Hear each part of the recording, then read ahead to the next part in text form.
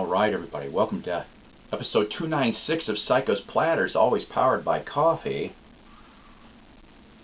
Each and every time. So, outside of the VC, it doesn't matter what they say, the chill escapes people play. Hey, hey. Our LPs are sealed. I know, you're like, oh, what the hell? Not only does he sing very bad in a very bad parody of the Go-Go's, but that's what we're going to talk about today on the episode of Psykos Platters. Our LPs are sealed. That's right. I kind of hinted I was going to be doing this episode. Yes, I'm always this crazy, guys. It's just, I was born this way. I can't stand Lady Gaga, but I just think that phrase is funny. Okay, so, whether you're a new vinyl collector, old vinyl collector, it's kind of neat when you come across sealed albums. Now, of course, there's kind of a debate, sort of, kind of, even if it's in your own head or even in the VC, whether to keep these albums sealed or open them. Some of these, I got them for a very reasonable price. And I just have other sources I can listen to this stuff to. I'm not kidding. So that's kind of why I kept them sealed.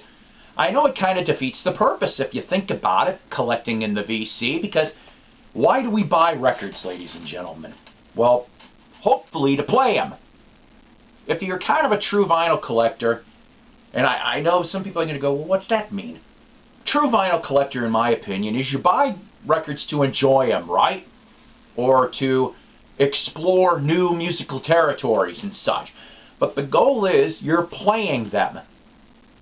You don't kind of keep them sealed. You instinctively want to open them. Now, for people like me, and other people out there in the VC, I'm a buyer and a seller. Mostly buyer, but I do sell from time to time. In fact, I went and sold a bunch. Again, in my price of moving. In my next episode, I will show you what I ended up getting in interesting trades through said record store. But this, in a way, is going to be a thread. Yeah, I promised this might have been a thread an episode or two ago. Now I'm officially calling this a thread, okay? Show me some of your sealed albums if you've got sealed albums. And if you don't have sealed albums or you don't feel like making a video, just go off and put in the comments below what you got, okay?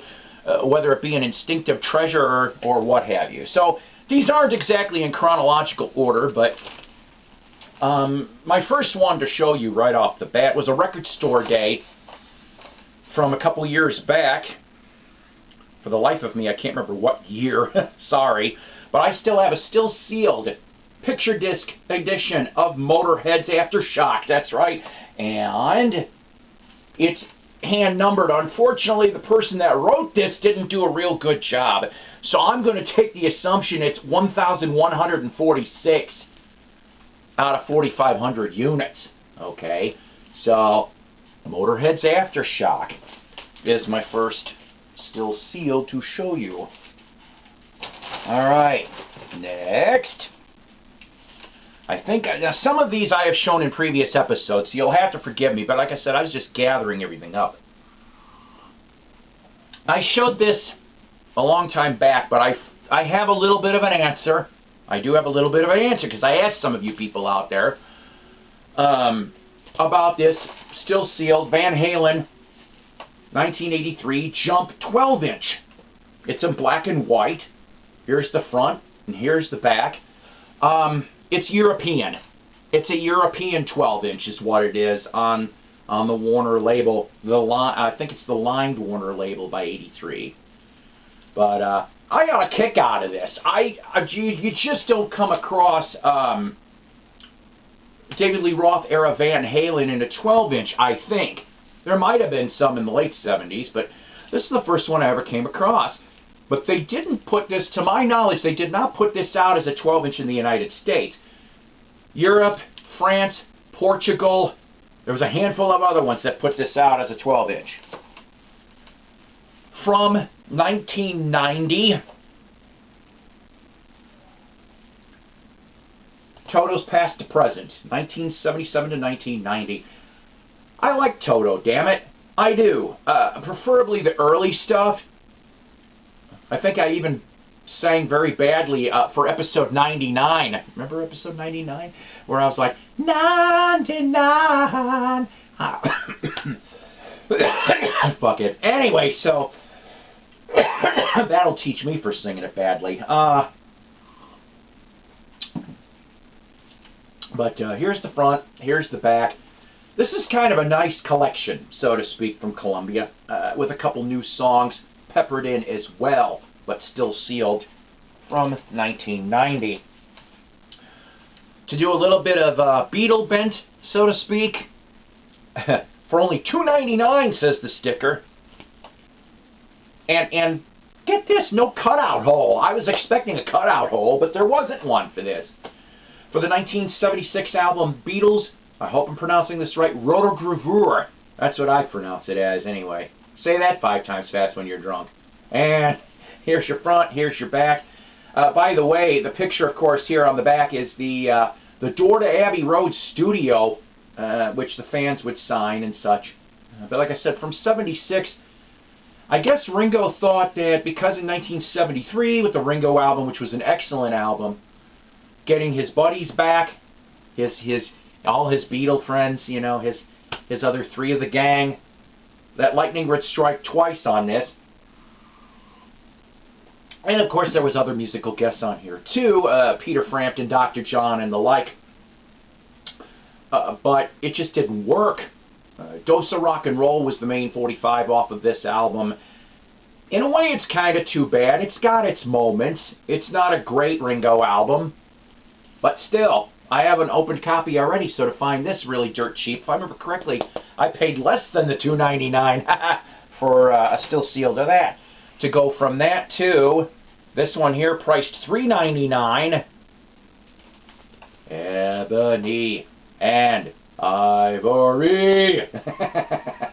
You know, I sometimes look back to the SNL clip of Eddie Murphy and Joe Piscopo being Frank Sinatra in Stevie Wonder doing this song. Like, oh boy.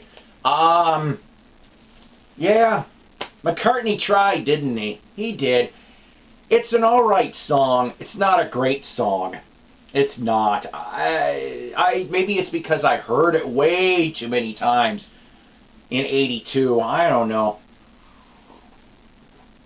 But I don't know how you Paul McCartney fans or Beatle fans are going to feel about this next statement.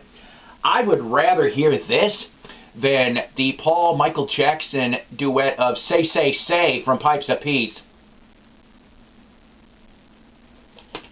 Did not like Say, Say, Say. Alright, I'm a Grand Funk Railroad fan. This from 1977 is one of 2 solo albums on Atlantic from Mark Farner. That's right. Now this, of course, has got the cutout hole. With this one here, I'll throw you out here because this is some interesting musicians anyway on this album. His brother sings backgrounds. I didn't know that bit. But Bob Kulick is on here. Yeah, Bob Kulick, who, of course, he passed away earlier this year.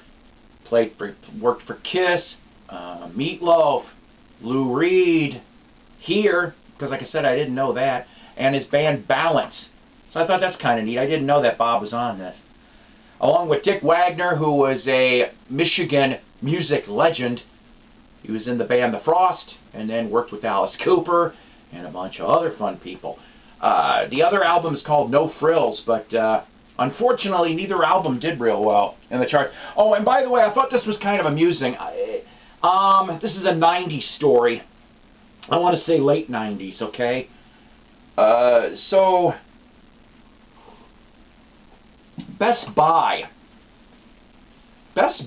did, back when, you know, albums were done for them, I just remember one time I just happened to go through there, and there was several crates of still sealed albums, 49 cents. 49 cents a piece. This was one of them I grabbed. Mama did not raise no fool. There's some other ones that I grabbed too. I remember Boston's Third Stage I grabbed that way. There's another one. I couldn't find all my sealed albums, and I'll tell you why at the back end of the episode, but Three Dog Night's American Pastime. I've got that still sealed around here. But all original, just like this, 49 cents. Could not pass that up. I don't know if you guys have ever come across any retail deals like that back in the day. This next one here, I grabbed for 99 cents at a vintage stock that no longer exists anymore. From 1988, Rat's Reach for the Sky. This is also a record club issue too, BMG Record Club. I like Rat. I do. I always thought Rat was pretty damn good. A couple days ago was the anniversary of Detonator, which was the last album to have your original Rat gang in this rat cage. Yeah, I know. So, in the 80s, a lot of 60s bands were coming back together in the 80s, right? I remember hearing about this album on MTV. Martha Quinn briefly brought this up. But I never had a copy of this in my hand, until now. From 1984, that's right. Sorry. Vanilla Fudge's Mystery. Yes, it is the Vanilla Fudge. They did come back. Your additional guitars, though, there's nobody that I recognize on here. But, arranged, of course, by the band for Pasha Production, which Pasha Productions worked with many people, but Quiet Riot was one of them. But still sealed. I thought that was kind of cool. These next two, I'm a Kiss fan. And I love it that it says, the Kmart says $7.50. Oh, it's funny. It's actually dated June of '80 on the price label. I didn't know that till now. But that's not what I paid for it. I paid less for this. This is very heavy, by the way. 1980s Kiss Unmasked. I'm taking assumption due to the heaviness of this album that the poster is included. That is my guess anyway. But this is my only Kiss still sealed.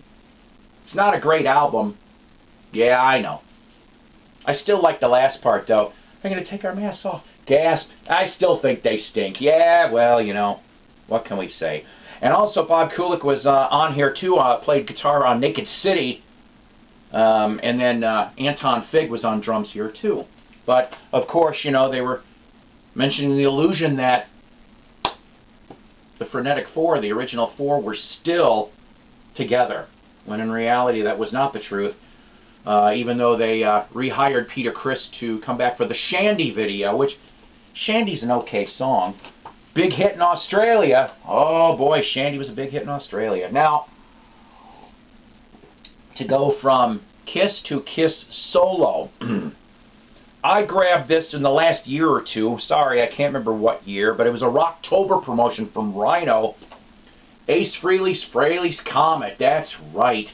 And it says here, Sky Blue Marble Vinyl. I just haven't opened it yet, that's all.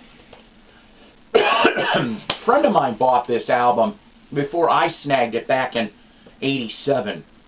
I like this damn album, tell you the truth. Rock Soldiers, I love Rock Soldiers.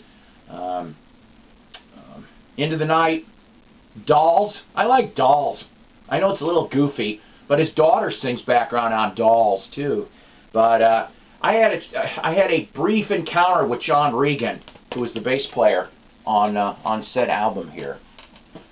From 1982, and it's got the price sticker from Venture, $1.99.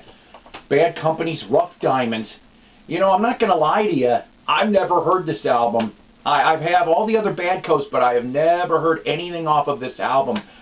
I heard it's okay, but it's not great. But what can I say? I just remember that this was always a I just kind of liked the way this was edged. But the last album, complete album from this lineup of Badco, you wouldn't see them reunite till 1999 for the Bad Company anthology, in that lineup anyway. I like AC/DC. I always have. Quick little Brian Johnson impression for you all. There you go. That was your, that was your impression.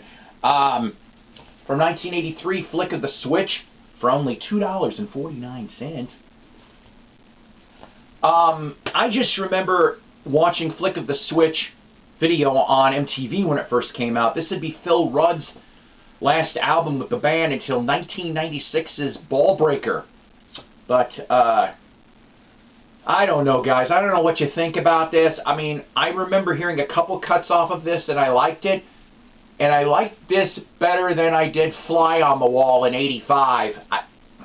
To me, Fly on the Wall was a big misstep. Alright, now we're starting to get into older stuff. I don't have too much left. I gave a copy, an open copy of this to Donna Jo Cat Lady.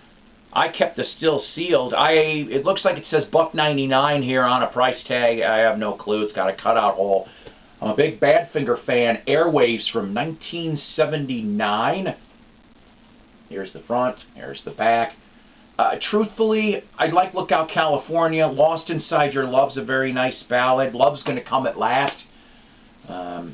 This should have been a bigger hit album, to tell you the honest truth. And there was some mismatchings. First of all, they ended up getting a country producer produce this album, and who, well, that was like one of the first things there they probably shouldn't have done.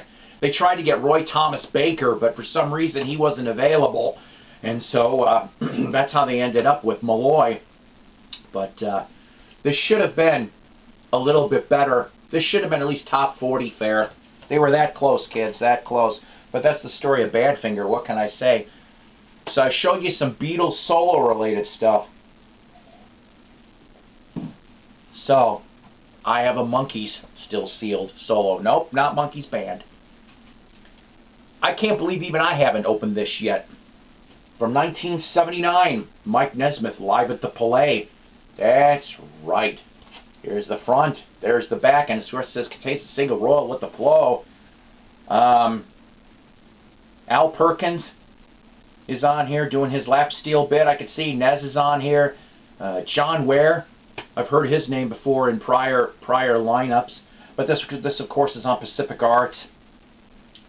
It's kind of neat, actually. Honestly, I'm kind of happy to have this.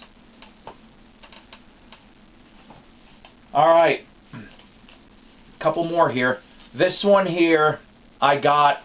It says the sticker says $8.99, but I know dang well I didn't pay that.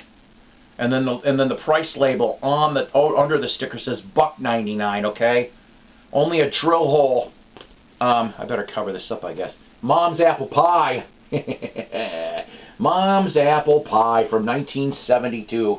Did you know that, based on the research that I've done, that the second cover with the brick wall and the wire on it is actually more valuable than this one? I don't know, whatever. Needless to say, of course, they banned the cover for What's Under My Thumb, and you know what, record collectors, what that would be. But, I mean, in all honesty, you got a 10-member lineup here. This was the only... Okay, so Brown Bag Records was the record label... I'm just going to show the back for a minute. Brown Bag Records was the record label that Terry Knight created shortly around the time that he was gone from Grand Funk. Brown Bag did not have many releases. Mom's Apple Pie only ended up cutting 2 albums. They're horn rock. They're similar to like a cross between Chicago and Ides in some parts. If you've never heard them, check them out. You might actually be pleasantly surprised. They actually did do a 3rd album, but only in the last year or 2. I think it finally came out on CD. I showed this one an episode or 2 ago, but I picked it up for $3. Couldn't pass it up. The still sealed 1972 Partridge Family Notebook, that's right. Here's the front, here's the back. Bell Records, yeah, you cut out there. And this is the original, another original press, because you've got the 3 punched holes. The second version would not have those. They'd be like, I don't want to say drawn in, but pretty close. Okay? Bell Records would be dead by like December 74, January 75. So, still kind of cool to come across a still sealed Bell. I wish I could find a still sealed Bell of the Davy Jones Bell album. That would be nice. So, my last one that I had to show, it's amusing. 3 for $1.96. And the funny part about it is I've come across a handful of still sealed copies of this. Very dirt cheap too. They must have flooded the marketplace back in the 70s for this. But from 1969 on Apple, Mary Hopkins postcard. That's right. 3 for $1.96. The one that I have even older than this, and it makes me mad. I tried to find it for you guys. I know I have it. And so later on in another episode, we'll talk about it. But I was driving to work one day in Walworth, Wisconsin. And they had out to the curb a stack, a 3-foot high stack of albums. I'm not kidding you. It was 3 feet high. So I'm digging through. I ended up grabbing up 2 albums. One of them was a still sealed Dwayne Eddy on Reprise from 1966 with the, sometimes they used to do back in the day, they had the copper or brass, you know, through the cutout hole, and it was all steel. It was sealed. That's my oldest original. It's 1966. All right. So unfortunately, no new subscribers to report of at this time. But if you'll, please like and sub if you haven't seen this before. I'm going to mention 2 things if it's okay with you. No commercials today. No commercials today on this one. Number 1 is okay, due to the virus that will not be named, the attitudes in certain stores, record stores and stuff, could be different by the time I get up there. Okay? All of the Chicagoland, Northwest Illinois, Southern Wisconsin, if you live out in that area, I will be up between the 9th and the 16th of October.